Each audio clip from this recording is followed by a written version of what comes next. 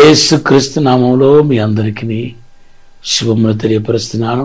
Wish a happy blessed independence day. ఈరోజు మనము ఎంతో సంతోషంతో ఇండిపెండెన్స్ డేని సెలబ్రేట్ చేసుకుంటున్నాం. ఈ ఇండిపెండెన్స్ డేస్ని వివరించడానికి ఒక చిన్న స్టోరీ చెప్పాలని పరిశుద్ధాత్మతో ప్రేరేపించబడ్డాను. ఒక దేశంలో ఒక పెద్ద అడవి అంట. అది అడవియే కానీ చాలా మంచి విలువ కలిగిన చెట్లు, తర్వాత ఫలమిచ్చే చెట్లు, ఇలాగా ఖనిజాల వల్ల అన్నీ ఆ యొక్క అడవిలో కనపడుతుందంట.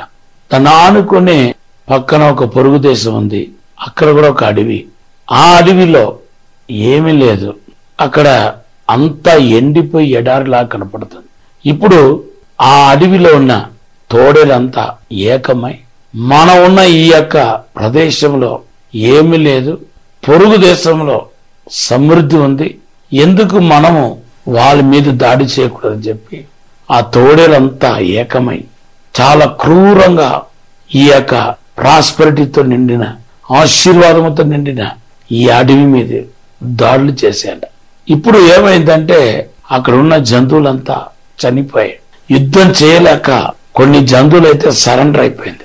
ఇప్పుడు తోడేల ఒక పరిపాలన ఆ అడవి అంతా కనపడింది. చాలా వేధిస్తా, బాధ పెడతా, వారి మీద యజమానిషి చెల్లిస్తా, ఏమైనా గట్టిగా మాట్లాడితే గనక మిమ్మల్ని చంపేస్తాను అన్నట్టుగా బెదిరించుకుంటా పరిపాలన సాగించారు. ఈ యొక్క అడవిలో ఉన్న జంతువులంతా ఏం చేయాలో దేవునికి మొరపెట్టేయంట. ఒక రోజున సడన్ గా అడవి అంతా అగ్ని మంట నెప్పండుకుంది. నెప్పండుకోవటం బట్టి తోడేలు ఏం చేయాలో తెలియక ఆ తోడేలేమో కొన్ని ఏమో పారిపోయింది, కొన్ని ఏమో పారిపోవటానికి చేత కాకుండా అగ్ని మంటలో పడి చచ్చిపోయింది. ఇప్పుడు అక్కడ ఉన్న జంతువులంతా అబ్బా ఎన్ని సంవత్సరాల తర్వాత మనకు ఫ్రీడమ్ దొరికిందని చెప్పి సంబరాలు చేసుకుంది. సంబరాలు చేసుకోవటమే కాకుండా మనమందరూ యూనిట్గా లేము కాబట్టి పొరుగు దేశతో తోడేలన్నీ వచ్చాయి. ఇంకా మనం యూనిట్గా ఉందామని ఒక యూనిట్ని, ఒక ఐక్యతని ఏర్పాటు చేసి ఈ అడవి జంతువులంతా కలిపి ఒక నాయకుడిని ఎన్నుకున్నారంట. ఇప్పుడు ఆ నాయకుడు చెప్పినట్టుగా ఈ దేశంలో పరిపాలన కొనసాగింది. అయితే ఈ మధ్య కాలంలో పుట్టిన ఆ జంతువులకు పుట్టిన పిల్లలు ఏదైతే ఉన్నారో వాళ్ళు ఇది ఏది తెలియకుండా మన మీద యజమానిషం చేసే వాళ్ళు ఎవరు లేరు, ఆ తోడేలన్నీ చచ్చిపోయిందంట, కొన్ని తోడేలేమో పొరుగు దేశానికి పారిపోయిందంట అంటూ ఇంకా విచ్చలవిడిగా ఏం చేస్తారంటే ఇంకా ప్రవర్తించడం ప్రారంభించారు. ఆస్తి నష్టాలు చేశారు. నది నుండి వచ్చే మంచినీరంతా తీసుకెళ్లి పారబోసారు. ఫలమిచ్చే చెట్లు అన్నిటిని నరికేశారు. తర్వాత అక్కడ ఉన్న మైన్స్ అన్నిటిని తీసుకెళ్లి బయటపడేశారు. దేశాన్ని దేనికి పనికి రాకుండా చేస్తే ఎవరైతే మరి వాళ్ళ యొక్క దాసపింలో ఉంటూ వాళ్ళతో ఫైట్ చేస్తూ మరి కొంచెం లైఫ్ త్యాగం చేస్తూ ముందుకు సాగారో వాళ్ళందరూ బాధపడుతున్నారంట. అప్పుడు ఏంటి, మనం ఎందుకు వాళ్ళతో ఫైట్ చేస్తాం, ఎందుకు వాళ్ళతో మనం ఫైట్ చేశాము, ఈ పిల్లగాళ్ళకి ఎవరికి అర్థం కావట్లేదు అని చెప్పి మరలా ఏం చేశారంటే ఈ యొక్క పెద్ద మనుషులందరూ ఆ దినాల్లో తోడేలతో ఫైట్ చేసిన వాళ్ళందరూ ఏకంగా కూడి ఇలా కాదు, మనం అప్పటికప్పుడు ఎప్పటికో ఒక రోజు కనీసం సంవత్సరానికి ఒకసారి అయినా మనం ఎలాగా ఫైట్ చేస్తాము, ఎలాగ యుద్ధం చేస్తాము, ఎలాగా ఆ తోడేలన్నింటినీ పారదోలాము అనే విషయాన్ని మనం రాబోతున్న తరానికి, ఇప్పుడున్న తరానికి జ్ఞాపకం చేయాలని చెప్పి ఒక దినాన్ని ఏర్పాటు చేశారంట. ఆ రోజున అందరినీ ఏకం చేసి, అడవిలో ఉన్న జంతువులన్నింటినీ ఏకం చేసి, ఇదిగో మేము ఎంత కష్టపడితే ఈ యొక్క ఫ్రీడమ్ వచ్చిందో మీకు చెప్తాను. ముందు మేమున్న కాలంలో మేమందరం చాలా నలిగిపోయాం. ఆ పొరుగు దేశం ఒక తోడేలంతా మన దేశం మీద పడి మనల్ని పని చేయనీయకుండా మనల్ని దాస్యపులో ఉంచి మనల్ని ఎంతో బాధ పెట్టారు. మేమందరం గొడవ చేసి ఫైట్ చేసి వాళ్ళందరినీ పారదోలి ఈ దేశాన్ని ఈ స్థాయికి తీసుకొచ్చాం. మీరు పిల్లకాలైన మీరు, ఇప్పుడిప్పుడు వచ్చిన మీరు ఈ దేశాన్ని కాపాడటం పోయి ఇలాగా నష్టపరచడం ఎంత మాత్రం మంచిది కాదని వాళ్ళు హితబోధ చేస్తారన్నమాట.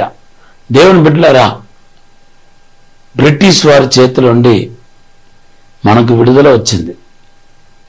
ఎంతోమంది త్యాగం చేశారు, ప్రాణత్యాగం చేసిన వాళ్ళు ఉన్నారు, కుటుంబాన్ని పోగొట్టుకున్న వాళ్ళు ఉన్నారు, ఆస్తిపాత్రలు పోగొట్టుకున్న వాళ్ళు ఉన్నారు.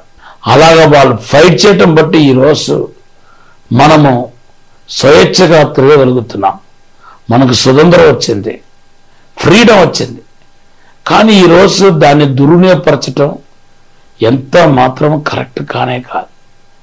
భారతదేశ యొక్క ప్రతి పౌరులు ఇది నా దేశము, ఇది నేను ఈ దేశ ఒక పౌరుడిని అని ఆలోచన కలిగి ఈ దేశ క్షేమాన్ని మీరందరూ కోరుకోవాలి.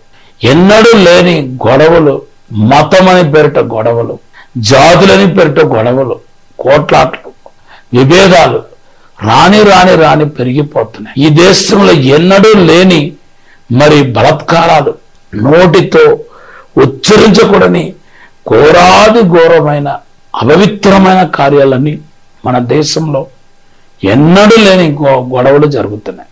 మీరు ఈ శుభదిన నాడిన మీరు దేశం కొరకు ఏం చేయాలనుకుంటున్నారు అనేది ఆలోచించండి. ఒక క్రైస్తవుడుగా మొదటిగా మీరు దేశం కొరకు ప్రార్థన చేయాలి. రోజుకు కొన్ని నిమిషాలైనా దేశ క్షేమం కొరకు ప్రార్థన చేయాలి. మీ యొక్క స్వార్థాన్ని కాస్త పక్కన పెట్టేసి, మీ అవసరాలు పక్కన పెట్టేసి, నశించిపోతున్న ఆత్మల కోసం దేశ క్షేమం కొరకు ప్రార్థన చేయాలి. అలా కనుక మీరు ప్రార్థన చేస్తే దానియేలు వలె ఆశ్రయించబడతారు. దానియేలు 6:10 దేశం కొరకు ముమ్మార్లు ప్రార్థన చేశాడంట. 6:28 దానియేలు వర్ధిల్లాడని రాయబడి ఉంది. అలాగే ఎస్తరు మొద్దుకై దేశం కోసం ప్రార్థన, ఆ యూదుల కోసం ప్రార్థన చేశారు. బైబిల్లో రాయబడింది మొద్దుకైని దేవుడు ఆశీర్వదించాడంట. ఎస్తరు గ్రంథం 4వ అధ్యాయం 1-4 వచనాల్లో మనం చూస్తున్నాం. అలాగే ఇంకా చాలా చెప్పాలి. యోబు తన స్నేహితుల కొరకు ప్రార్థన చేసిన తర్వాత కదా పోగొట్టుకున్న వాటిని 200గా తిరిగి పొందుకున్నాడు. యోబు గ్రంథం 42:8-10. కాబట్టి దేశ క్షేమం కొరకు ఈ దినాల్లో ప్రార్థన చేయండి. ఈ దేశానికి విడుదల కావాలి, రక్షణ కావాలి. ప్రతి రాష్ట్రంలో మన దేశంలో మంచి నాయకులు ఈ పరిపాలించాలని, మన దేశాన్ని మంచి నాయకుల చేత పరిపాలించబడాలని మీరు ప్రార్థన చేయాలని కోరుతున్నాను. మరొకసారి మీ అందరికీ wish a happy blessed independence day. God bless you. ఒక చిన్న ప్రార్థన చేస్తాను. పరిశుద్ధము నమ్మకమైన పరలోక తండ్రి, నీకు వందనాలు, స్తోత్రాలు ప్రభా. తండ్రి, ఈ యొక్క శుభదిన నాడిన మా దేశం కొరకు ప్రత్యేకంగా ప్రార్థన చేస్తున్నాను. మా దేశాన్ని ఆశీర్వదించండి, రక్షించండి, విడుదలగా ఇచ్చండి ప్రభా. అయా దుష్టుడి చేతులుండి, అంధకార శక్తి చేతులుండి విడుదల దయచేసి మా దేశాన్ని కనుపాపవలే కాపాడండి, ఆశీర్వదించండి.